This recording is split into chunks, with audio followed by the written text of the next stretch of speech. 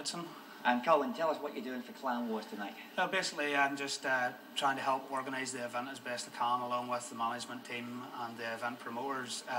Tonight, I've been put in charge of the effects, the lighting, and the music for the guys walking in. So, all pressure on now.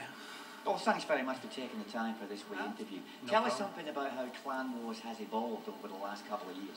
Well, Clan Wars has evolved in the last 2 years. It started off very humble beginnings, just out in Antrim in Northern Ireland. It started as a miniature event in our own gym. From there, we had Clan Wars 2 here at the Glenavon House Hotel and the old nightclub, and it went off really, really well. So we're making a return for Clan Wars 3.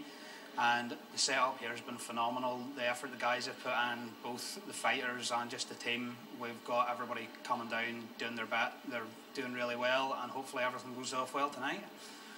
But right now, all we're concentrating on is getting the show started. So hopefully that'll go with a bit of a swing.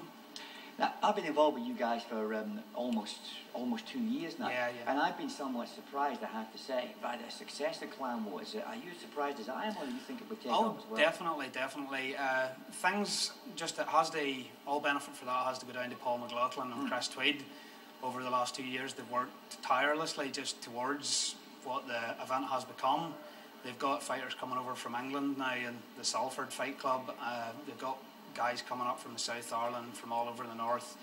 Our own fight team, there's guys drive up from Portadown 3 times a week to train there, so you have to give them credit. They're all putting the effort in, but at the end of the day, it all really does come down to how well it's run by Paul and Chris. So, yeah, they've done a fantastic job, no doubt about that. And do you think that, I was thinking Northern Ireland has been basically boxing country. Do you think that mixed martial arts is catching up there? Well, I think that boxing was just, it was the main sport over here for a while because they were waiting for MMA to come along, and now it has. I think that people are starting to see that it's not as violent and it's not as,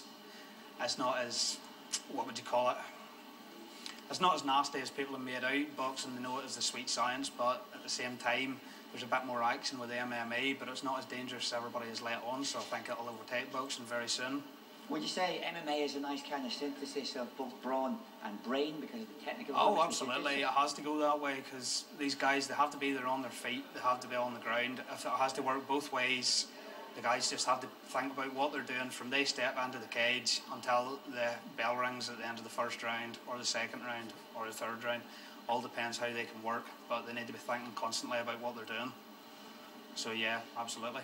And what do you think is the future of Clan Wars? You know, today it's Cookstown, it's tomorrow Madison Square Garden. How do you see things going then? Well, I'd like to see things going that way. I'd like to be involved and maybe be a good job at the end of it, but right now we just keep looking up and keep moving forward. The effort all has to go in, and as long as the guys keep pulling together the way they do, I think we'll get somewhere big someday. That's cool. And remind us to finish off with, when's the next big Clan Wars event, mate? Well, Clan Wars 4